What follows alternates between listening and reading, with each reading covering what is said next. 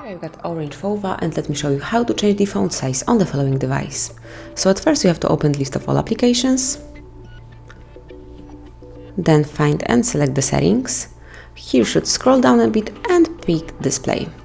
Now just under Daydream you will notice font size, so open it, and here you've got 4 options, so you can pick small, normal, large or huge size. So let me pick huge, and as you can see it has already changed. Obviously you can come back to the normal or small one whenever you want to. It's way smaller, as you can see. Let me back to normal.